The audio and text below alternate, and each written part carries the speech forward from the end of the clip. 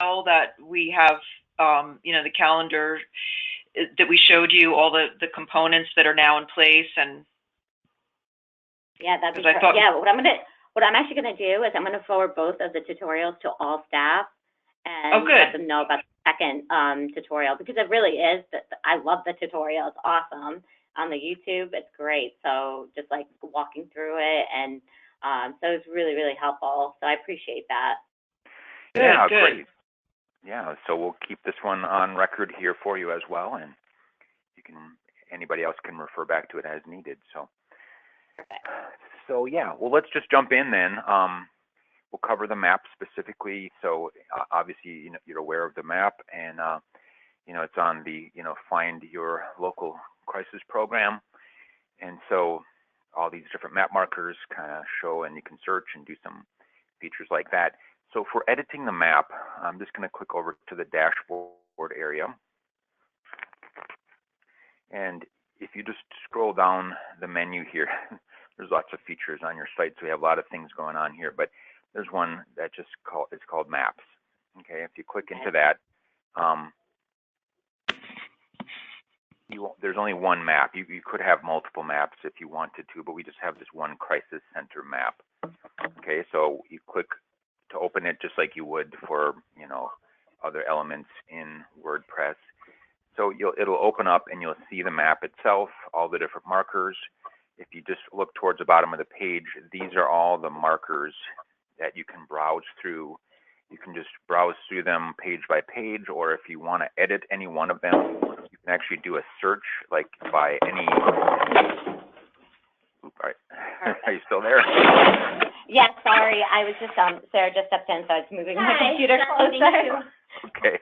Sounded like something was falling apart over there, but I was just saying, if you want to edit any one of the markers on the map, you can either just browse through the list of them and find it. Otherwise, there's a little search box here that you can type in a city or the name of a center or even a vague part of the name, something involving the word crime or something involving the word child or whatever. Will pull up any of the items that have that in it if you're trying to find one that you just can't remember where it was. If you want to edit a marker, you just find it on the list here in one of those ways and then just hit the button here to edit. And then it opens up the details for that marker and you can edit it if you want. There's not a lot really. It's quite simple. We just really have the title, which is the name of that center. Let's say this one, you needed to change it to something else, or the name has changed in some way. Just type it in on the box there. And then the address as well, you can just edit that. It lists out the full address, city, state, zip code, street address. If that has changed, you can edit it here as well. There's also the one other thing is a link. The link itself, it really just links to the place on the site where you have the crisis centers organized. And those pages, you had them organized by county. So in some cases, there's more than one crisis center on a county page. But the link here is just linking to that page that lists that particular crisis center in its county. You know what I'm talking about, right? I'm going to open up another browser tab here just to click back and forth. So what it's going to happen then is it will link to any one of the, I'm just going to open up just one of these pages, for example. So the map markers will link to the page that they're on here. And so you can click from the map, to the page, which lists a little bit more details about them. Okay. So you can change the link address, the title, or the actual address of the center there. What I usually find is easiest for putting in these link URLs is to actually open up a separate browser tab so you can browse to the page that you want to link and then just copy the address here and then paste it in here. Otherwise, you'd have to just, type in and know the exact location of the page that you want to link to. So this is what I usually find works best, is to just copy it directly from the browser address tab. So this is like if you wanted to change any one of the markers, you'd open it and then change it and then hit the save button. To add a new one, you just when you're at the page here, you just start typing in something, you know. I'm not going to actually add this, but you just add in the title of it.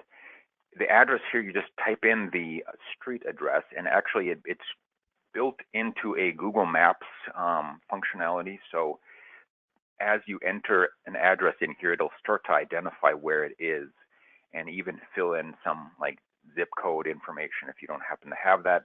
So you just start typing in the address, you know, like you would if you're on Google Maps and you're searching for a location. Type in the street address and then starting in city and state. You can put it in the whole details if you have it, but Google Maps will start to find it for you and kind of fill it in. I don't know of a particular address that we could use as an example, but what will happen is when you put the address in here, it will create the map marker automatically for you. It'll just place it in that exact spot. And so you don't have to know or do anything with actually placing the markers on the map. You just enter your address in here. Type in the address. It should, like I said, start to fill in. Like if I was to start filling in something, it's going to start trying to guess where I'm looking for. Of course, it identifies here that I'm from Minnesota, from the St. Paul, Minnesota area. So it's starting to look for something in my area. But if I was to type in something with a city and state, and it's going to sort of narrow it down and find it for you. So it's quite simple to get address information. And then, as I said, the link would be the link to wherever you want that address marker to link to, and they're all linking to pages within this crisis center by county. So browse separately to the page that you want to link it to, copy the address, and then just paste it in here. Then if you just hit add marker, it will automatically add the marker to your map here, and that's all there is. That's all there is to it. Mark, what about deleting a center? Yeah, so it's the same basic thing. You just find it on the list here, and you hit the button here that says delete this marker, and Got it. It'll take it off. I think it might pop up and say, "Are you sure you want to do this?" I don't recall. I'm not going to try to do it at the moment, but that's really all there is to it. So there is a middle button here that says edit this marker location. Sometimes, you know, if you're in an area that may be more like rural or something that is not as easily identified by Google Maps, Google Maps in some rare cases may misidentify the actual real specific location.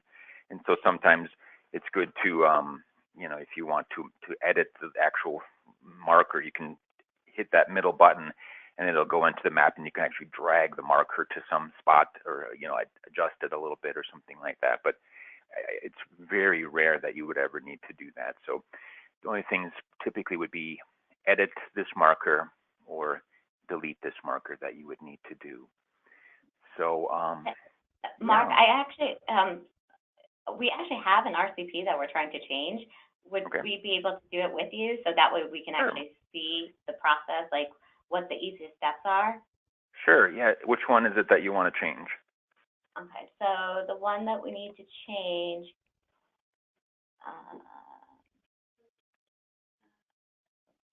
this one right here. Okay, just the address. It's for Caitlin Pawlowski. Oh, Crisis Services. It's in Buffalo, What was New that? York. I'm sorry, I didn't catch that. Crisis Services.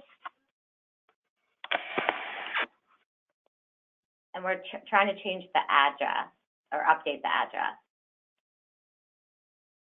Okay, is it one of these? Is it just called Crisis Services?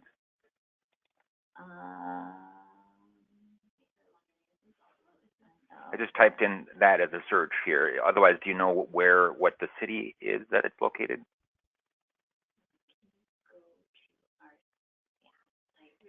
Yeah, we're gonna. It's in Buffalo. It's in Buffalo? Yeah. You might actually have a longer name. I just looked her. I just looked her up too. Suicide Prevention and Crisis Service? Is it this one? Yes, or? I think it's the suicide prevention place. We're going to double check right now. If you go down to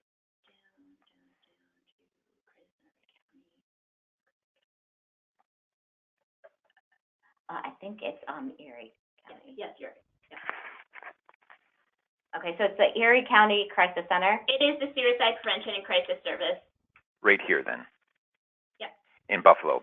Right. So again, what I did was I just typed in Buffalo and it found something that has, if there was the word Buffalo in the title or in the address, it would kind of find it here. But you just got to track it down here on the list. And then we're going to hit edit this marker.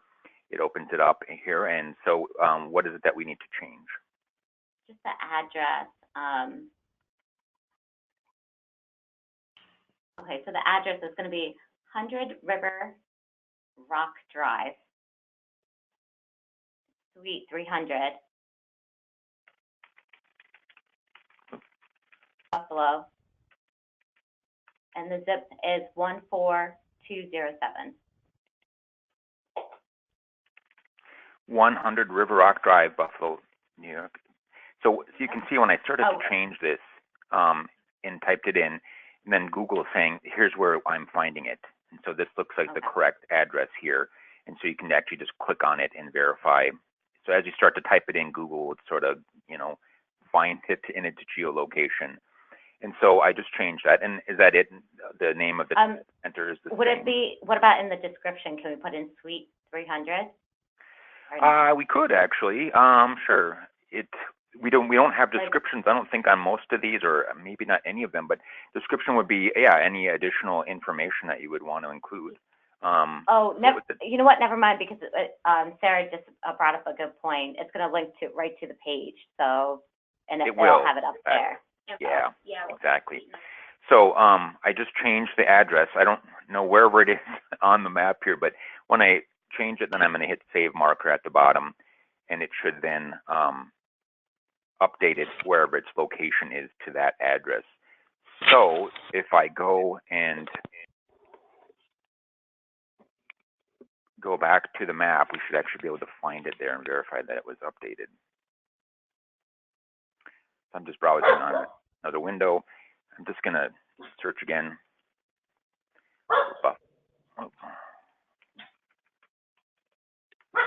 Sorry about the doggies. It's okay.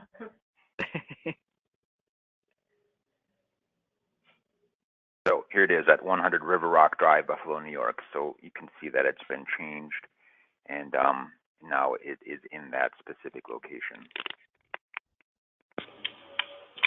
So, for example, if we were changing everything on that for that RCP, would we start off at the Crisis Center section first and then do the map? So you can do it either way. I'm just drawing an example. Yeah. So because you have information on these crisis centers by county, you would change. There's separate elements here. The map shows it by just its location and whatever details that are included here in these marker information. With that, they can link to another address, and so we've linked them to those pages. These are actually coming over from the old website, and they were organized by county. And so just as a simple way, we just linked to these existing pages, these existing county pages where the crisis centers are located. So you would change them in both places then. Then you'd go to, where to access the crisis center details. If you go back to the dashboard, there's a custom post type here for crisis centers, and you would just find, you'd have to look it up by county. Do you recall what the county is for that crisis center? I think it was Erie County. Erie County? Yeah. I mean, the only thing that we had to change on that one was just the address, so we're fine. But right, but you would also want to change it here, because here on this page is where it's listed in more detail. Yeah, we already changed it. Okay, did you change it here already? I didn't find the map before to change it on the map as well. Right. Okay. Yeah. So I guess it sounds like you've got, and this is a simple area where you just find the place where it is and then simply edit the text. So what we just went through here on the map is you open up the maps area, click into the crisis center map, find by either a search or just kind of browse through the list here, find the one you want and edit it, just like we had shown you. So that's all there is to it. It does all the rest as far as, like we said, finding that location and placing the marker for you, or updating it if you have an address change, things like that. So yeah, that's basically all there is to it. As I said, you can add markers, you can remove them or edit them kind of right in this area. So yeah. Oh, I did want to show you one other thing. This is just like a new feature that I enabled on the map page. And I can turn this on or off if you want. So we have the map here. And on this, you can, as we have had before, you can search for a location and even find something within a 10-mile radius or some area just to track, well, what's the crisis center in my area. There's also a way, and this was what I just turned on, to actually enable kind of this list view, kind of as it is here. And below the map then will show you the entire list of all the crisis centers, which you could then search for by name. If I typed in the partial name here, it'll start to identify. Whoop, hold on. So like I typed in Buffalo again here as well, and it's going to find whatever thing has Buffalo in the name. And so it'll just dynamically reset based on whatever search information you put in here. If you know that you're looking for something by a particular name, or you want to find something, by address or a partial address or something like that, it'll actually allow you to search, not just search an area, but search by your list of crisis centers by name or by partial name or location, things like that. So if you think that's useful, I can leave this turned on, and it'll just, like I say, list them and allow you to do a little bit of an extra search feature. Yeah, I think that's very useful, because even we don't know the counties all the time, so. Yeah, it could be useful for you. I mean, you'll get the same information by going to the dashboard and looking down this list here within the map editing area, but even here it's kind of available from the web page end of things, and you can do that same kind of search that you do back on the dashboard. But for people coming to the site, it could be useful as well if they maybe had been to a center before and they remember the name of it, but they can't remember where it's located or something like that. It's just another way for people to find what they're looking for. Yeah, that's great. Thank you. So yeah, if that makes a lot of sense, I think it's not difficult. So you can, feel free to go in there and make edits. The one other thing I will just mention is if at any point you wanted the information from all these crisis centers in a more usable form, all the map markers can be exported into a CSV file, which would open up as a spreadsheet. So if you wanted a spreadsheet list of all of the crisis centers that you could see or look at in a offline forum like that, all the map markers can be exported in that way. Or if you ever wanted to do some kind of major update, or you wanted to, update like a lot of them without having to manually edit them, there are ways to import in via a CSV file as well. Usually for your typical updating of, maybe a couple of markers or even several of them, it's much easier to just go into the map and edit them. But I just wanted to mention that there are some import and export capabilities that can be done with this map to, get access to the actual underlying data that's in there. So does that mean if we, when we export, like for example, if we wanted to send out a blast email to all our RCPs, we can do the export? Yeah, well, in fact, I'll show you how to do it. In the map area, if you click on the Advanced tab, there's a simple button here. And now I would be a little careful about importing, because if you import stuff in, you'll end up possibly replacing some of the existing stuff. You can do that, but you just have to be a little careful and know how and what you're doing with it. But a simple thing to do would be to download it. Just right on that Advanced tab at the very top, download all marker data to a CSV file. simply just click on it, and then it'll automatically download it for you. And then you can open up this CSV file, opens up in a simple way on a spreadsheet here. Now, it isn't as, what it does is it takes the address and puts it into like a single field here. It doesn't have like a street address and then a separate field for city, state, and zip, but it'll put all the address information in an ordered list here. You have 67 crisis centers listed here, and so if you ever wanted to access them like this, you can export them. Most of the other stuff here is probably not usable because it's just showing you like the link and the actual numerical latitude and longitude of how it's being identified. But the address and then the title, the name of the center, are two pieces here that can be usable like this if you ever needed them. And we can delete those extra things or move, like we can move K first instead of having the address first. We can do the title first. Yeah, I mean, this is a spreadsheet, so you could just It's not locked or anything. Okay, yeah, that's what I just want to make sure. Yeah, yep. You'll just export it. It exports as a CSV file, but it'll open up as a spreadsheet, and you can save it as an Excel spreadsheet file and make whatever changes you want, like delete columns, whatever you'd want to do,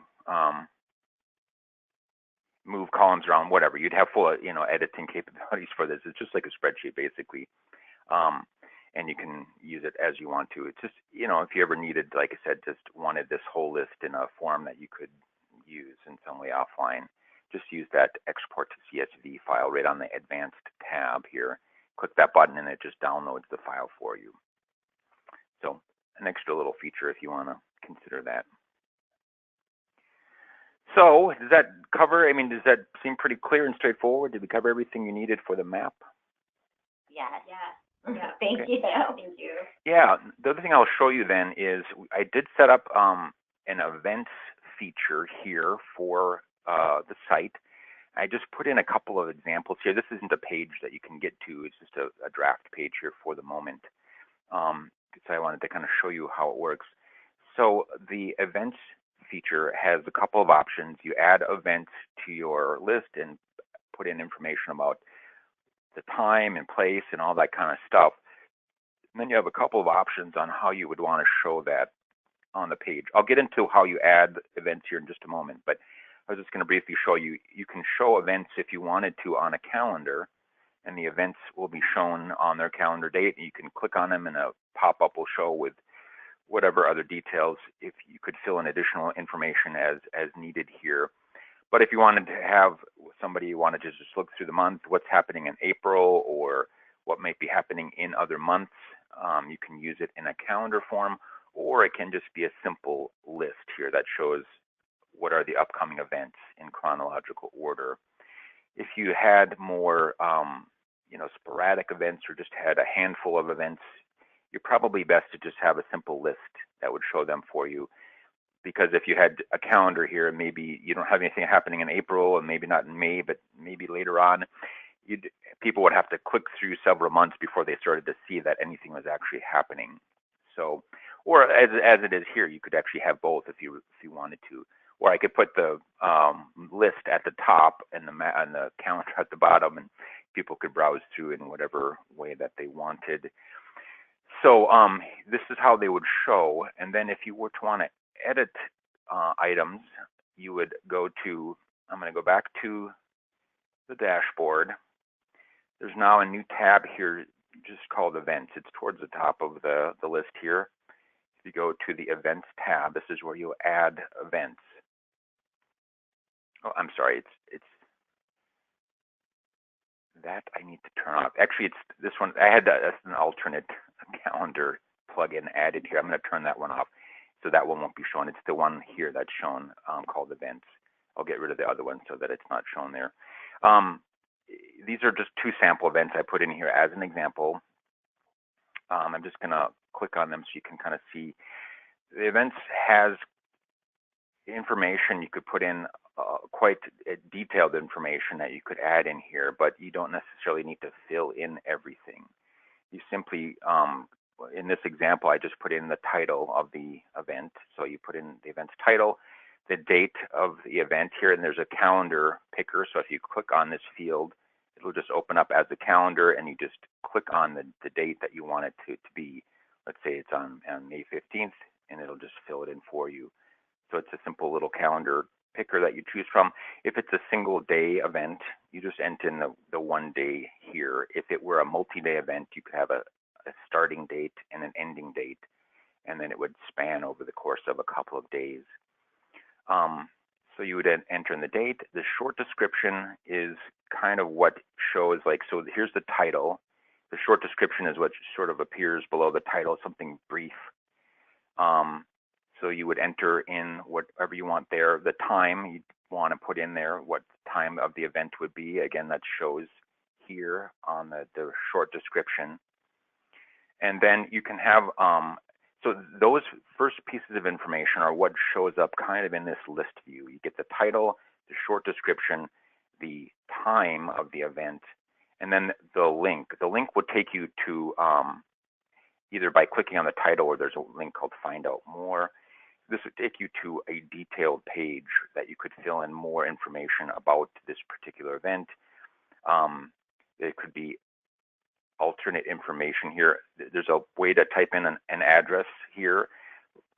If, for example, you were having a webinar that you wanted people to register for, I don't know what you typically use if you have a webinar service or a program that you use for that, where people would sign up and that you would have people register and things like that. But the website address is what you would use for a link to any more information about it, or some kind of a sign-up area or anything like that. So you would type in the website address, and then the address can be displayed as just a text link. So let's say you just wanted to call it register, but it's going to link to this address.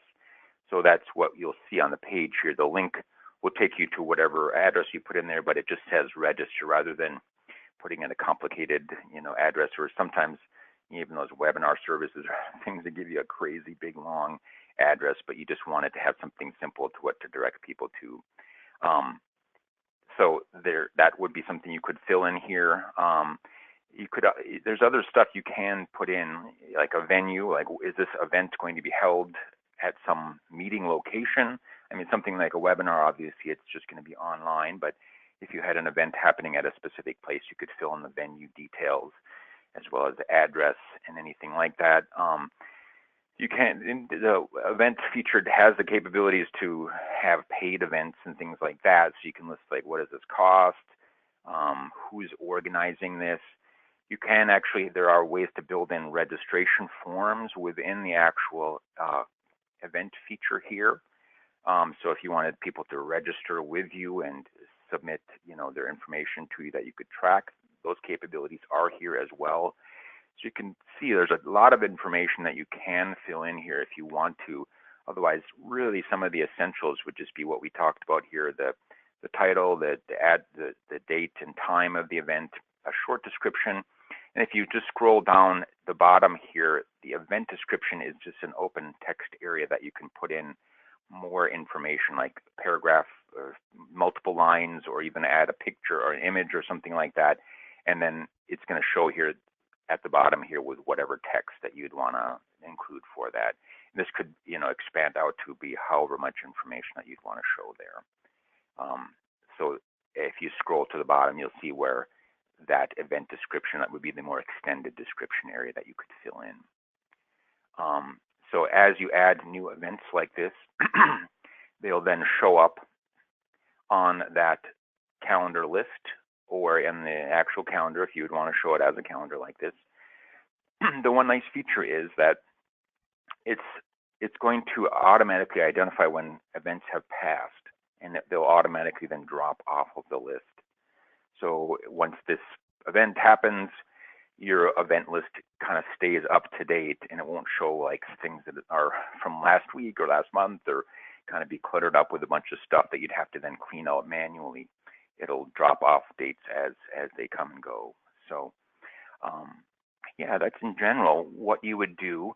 Kind kind of where you would add stuff in the Events tab, add new items, or any existing ones that could be edited in that kind of same way. And then what we could do if you were ready to use this would be to just finalize how do you want this events page to look, what do you want to show here, and then we could put it into the navigation menu here, or however you'd want to have it available on the site. And then there'd be an events page that people could click to and find out more information. Does that seem straightforward? Do you follow what we're looking at here?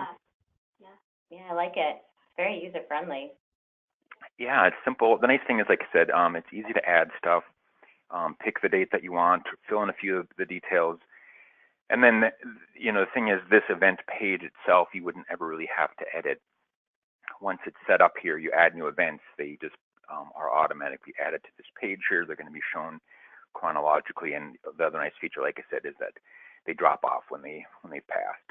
So, so if you want, do you have events that you're going to want to start to add? Is it something that you would want to use here right away, or is this something for kind of future use? I think we want to use it right away. Okay. I was just going to, because I can make the page, live. I'll clear out these 2 sample events here that aren't real, but I could, make the page live here, and then as you add new events, they'll be on a live page that people would be able to find on the site. And we can. Mark, is there a way, if you've created, like, you can see here what the format looks like, but once you clear that out and then they go back in and they're creating an event, is there a way to see it as it's going to appear before it goes live? Yeah, the events are just like any other post. So if I wanted to add a new event, to see how it will be formatted. Yeah. So you would, what you'll see is, so I'm just going to start, if I was to start adding something in, probably going to misspell this. Hold on. It's just like any other post. You can hit the preview button. Right. Okay. I just wanted to make sure that they realized that you could preview it to make sure that everything was how it should be. Yeah. Right. Just like any post, as you're creating it, you can, if you publish it, that's when it goes live. But if you just want to see, well, what is this going to start to look like? Hit the preview button. Right. Obviously, if you publish it, you can edit it, but the preview is always helpful when you're dealing with a lot of information. Right. Or you can save it as a draft if you kind of start entering the information in, but you're like, well, I'm not sure if that's the right date or if we have all the details correct. Just save it. It'll save as a draft and then won't be live until you actually publish it. It's the same, as I said, the same kind of editing features that you would find on pages or other post types or other things like that. So it should be familiar in that way. And you guys can use the calendar as an informational source too, like putting that, a seminar is coming soon, or, watch out for this date or whatever, not just, you can use it as an advertising tool as well as specific events too, just so that the calendar looks like there's stuff going on, Mm-hmm. Just a thought. Right. Yeah. So, and then it's just a matter of, well, how do you want this calendar page to look? What information do you want to show here? If you were to actually edit the events page, there's a little short code that reference the calendar posts and then show them. What I just did was reordered this so that the list shows at the top and the calendar shows at the bottom, if that would be better. Or again, we could remove either of them if you wanted to have it only one way. But here's how it would look then. And there are settings about, well, how many events do you want to show on the page at one time? If you had lots of events, you could say, well, only show 5 of them on this page, and then there would be a button like, more events to show the rest of them, things like that. If you don't want the calendar, we can just simply turn that off and not show it. But Yeah, I mean, this is, I think we want both. yeah. And also, I think just looking at how you switched it, I think we both agree that we like the list on the bottom. Yeah. The list on the bottom, okay. We have to talk to everyone else, but we might list some member program events on the calendar too. So the calendar will probably end up looking fuller than if it's just NYSCASA events and Right. not our member programs. But Okay. yeah. Oh, one other I think quick. it's a great thing too, you know, to have it appear as if more things are going on, you know. Anyway. Right. The other thing I was going to say is that events can be categorized as well. If you ended up with many events and you wanted to have people have the ability to sort them in some way, or say, well, only show me the training events, or only show me the whatever other types that you would want. Events, as you create them, they can be categorized. So I have a category just called events. That's the sort of parent category. And I didn't know really what event categories you might have. I created one for training, one for webinars. I don't know if those are even the right ones or not, but you can categorize them. You don't need to really, actually, if you want to just have a general, everything's just all kind of mixed together. Maybe if you don't have a large number of events, it doesn't need to be categorized, but it's usually good to put categories in if you have an idea of what those would be or how you might want to use them at some point. Within the events thing, you can add categories as well as you need to. Just click over to the categories tab and create a new category called, well, what would be a category? Can you give me an example? Like a regional meeting. And then what you would want to do is make the parent category events, and then under events, it's regional meetings, and then add a new category. And then when you go to your events, if you were to add a new one, you can choose regional meetings now as the category for that particular item. So when you're creating a new one, just go over to the categories area, and under events, choose, okay, this is going to be a regional meeting. And there are ways that if you wanted this events page to have some organization to it, you could have the category shown. If you wanted to, like when you're showing the list here, you could have it say, you know, what the category is of this event. This is a regional meeting. That could be shown here. You could also have a page that would only show you regional meeting events. You know what I'm saying? So if you click to, like, maybe a subcategory, a sub-page under events could be show me regional meetings or something like that. Or we would, on this main event page, we could have some links at the top saying, you know, sort by category, and I want to see only the regional meetings, and it's going to only show me that list. So what I may say is that why don't you start to use it, and if you find that you want pages that organize by categories, maybe just drop us an email, and that's something that we could just, you know, make a separate page for, or, you know, set it up that you could use it in that way if that's what you want. Great, thank you. Did I hear you correctly? Did you say before that if we wanted to, we could do registration through through the site? Yeah, you can. So in any of these events, there's a button here that says add a registration form for this event. And then you would set some settings about what do you want the registration to include, like your name, your email address. You can add additional fields, you know, phone number, like a message. It would make a contact form, a little contact form. Oh, yeah.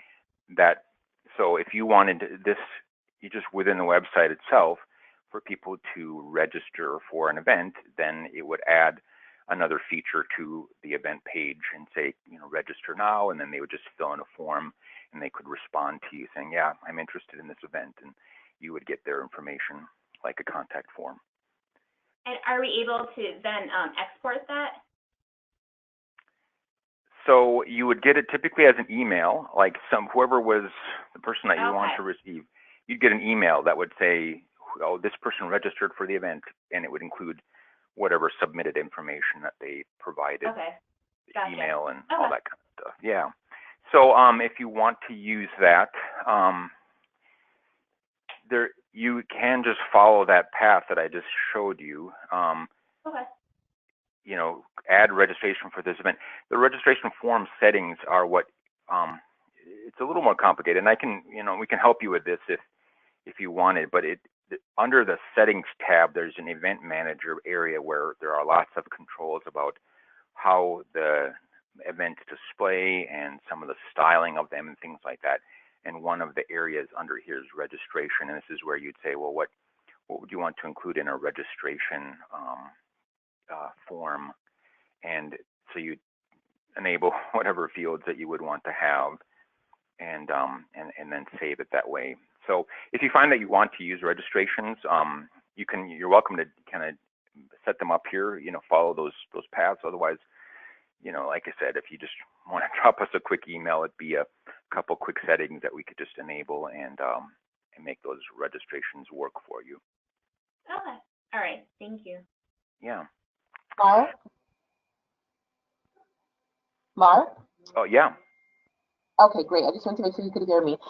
Is there any way that a member program could access the calendar themselves to put in events, or is it something that we have to do through the website? Well, that's a good question. I think there could be a way to do that. I mean, it's something that I guess you'd need to have some control over. In what kind of a situation would you kind of envision for that? Well, I'm thinking, so they're able to go to the calendar, they're able to put in events, but maybe there's like an approval process. So something will come up and we'll be able to like look at it, make sure it makes sense, and then approve it. And then it will populate on the calendar. Yeah. In order for anybody to actually do something like that, other than that, you could have a way that, I mean, a simple solution to that would be just have people say, you know, contact us for any information, or have a little form that says, you know, I'm interested in adding an event to the calendar, and they would just submit some information to you, which you would then add in as an event. In order to allow people to do any editing or adding something, they would have to actually be a registered user. They would have to be logged in and have access to some information like that. They would need to be somehow logged in order to actually do something more than, you know, like there's basic things where people are filling in forms and submitting information to you, which is something any visitor could do. But to, you know, like I said, to post things or to create things or whatever, they would need to be logged in as a user on the site. So a simpler solution, like I said, as at least a starting point, would probably be have a way for people to request something and then fill out a quick form saying, please add this event. They fill in a couple of details, like when is the event, what are the details, a couple quick form fields that they would fill in and submit to you that you would then add in. I mean, that would be maybe a quicker answer for that. If you wanted more than that, you know, and it became something that you wanted a bit more of a detailed feature on, at that point, maybe we would just kind of have to revisit and see, well, you know, how do you want that set up, or what kind of access would you want people to have, and where would you want that to go? Does that seem like a good solution? Yeah, and I had a question actually. So are programs going to have their own login information? Because I feel like we spoke about that sometime before. Because if they are able to access it, I don't know if that's the feature we want them to access or not, but I'm just thinking about it. Like, will they be able to log in? And maybe that's a way to kind of create a way for them to add that information. The capabilities are there. It's one of the features of the site, a member area where people register and log in. It's also actually tied in to when people pay for their memberships. It's just not a feature that we enabled because there was just, you weren't ready to start using it or to start rolling it out, and how you would roll it out with crisis centers, things like that. So the capabilities are there, and it's built to accommodate that.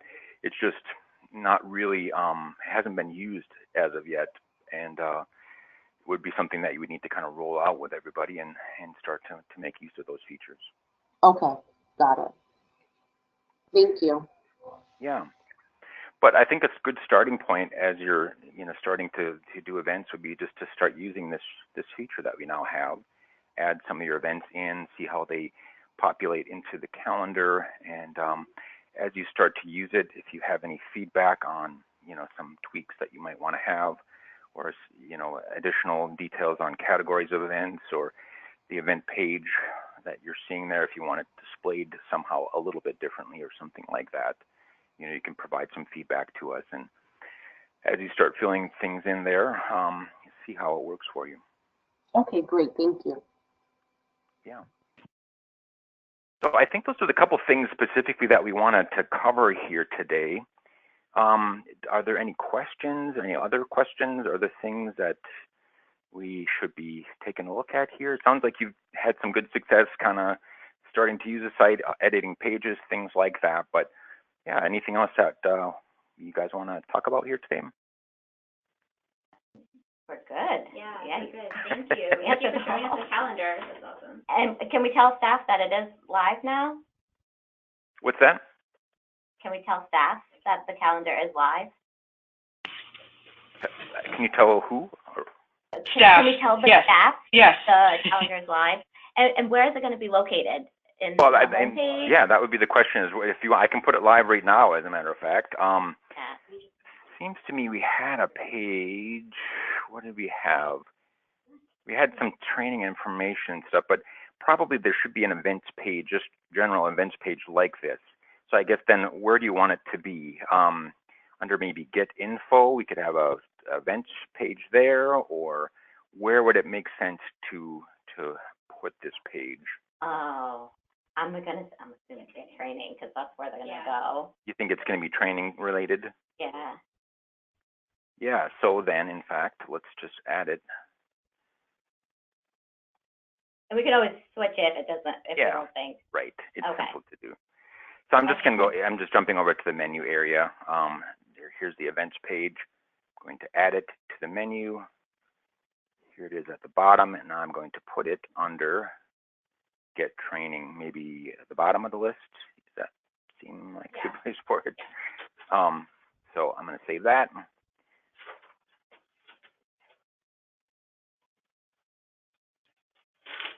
Now, if I refresh the page,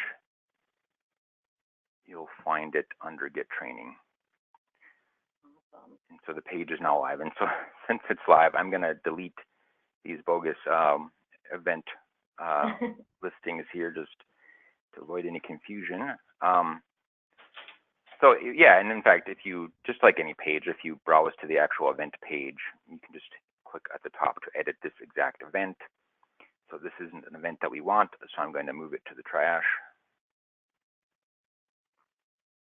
as well as the other one here. And in fact, this draft one, I'm just going to get rid of as well. Well, you know what? If you want, I can leave one in here as a draft, and then you could use it as an example. I don't know if these, sample events, were useful for you or not. But what I'm going to do then is change this one to just a draft, and then it won't show up on the map, but it'll be there in case you want to, I don't know, reference it in some way.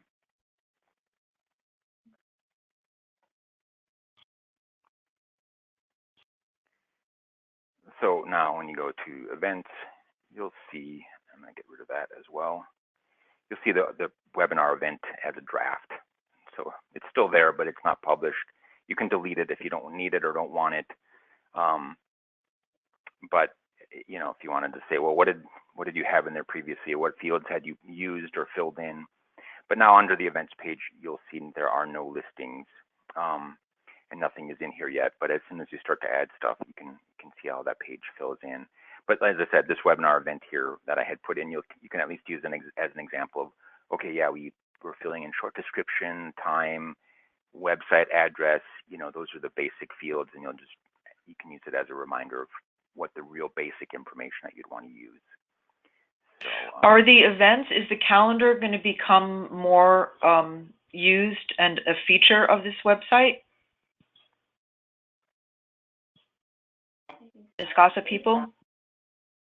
No, the only reason I ask is because I'm wondering whether we should put a button on the home page that would bring you to the events page, or if it's not really something that you're advertising at the moment. Yeah, we'll I think we want to check with the rest of the staff, but Sam and I were just here thinking that probably, yeah, it would need its own button or its own tab. For right now, I think that it's fine, just under the training. Because it's something that we easily just put on the home page to have like an events button, and that way.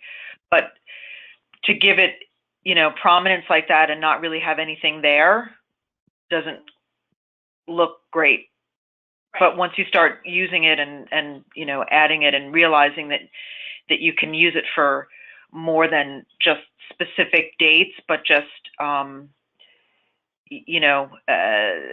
call to action, so to speak. It's time for you to check in with so-and-so, or have you registered, or have you, just all these different sort of calls to action, which are thoughtful prompts that can be in the calendar as well.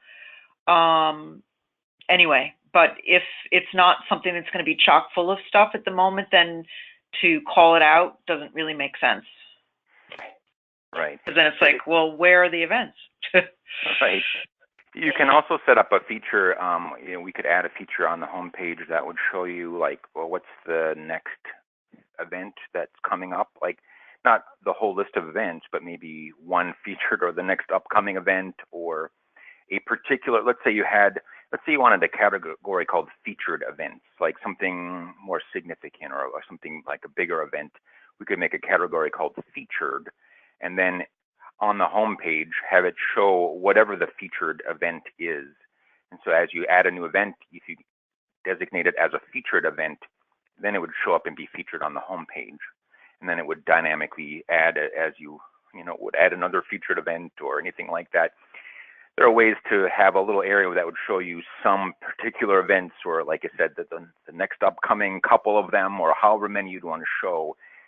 That's some way that could be featured on the home page like that. Yeah, I was just going to ask you about the length, like if we can do like a week or two of upcoming events, just because I think we're going to be using the calendar for internal and external and for outside organization events. So I think just for planning wise for people, that they have a schedule ahead of time so they can plan for these events. Sure. I mean, that's a great idea as long as it's kept up to date. Because as we all know, when you have a site and stuff is like really out of date, it just doesn't look like you got it together. Right, or if there's just nothing. I mean, right now, obviously you'll be filling in some information, some dates here, but you go to the events page and there's nothing at this point. So having an events page, it's good to have at least some events shown or something that's upcoming, and kind of keeping that up to date and current. So I think what I would suggest is, I was just going to briefly say, if you as you start to add events in here, if you think then that you haven't enough filled in, and then you want something either on a home page or on some other place that would show you some specific events, or like the next upcoming several events or something like that, maybe just respond back to us and let us know what you have in mind. And those are some kind of easy features that we could add throughout the site. Yeah, great, thanks. That's exactly what we were thinking. I mean, we just wanted to know what you're capable of. For now, we're happy to have it kind of hitting under get training as we work on filling it in. Right. Yeah, that's good. And I think as you start to use it, you'll kind of get an idea of what fits best for you and how you want to use it like that. Great, thank you.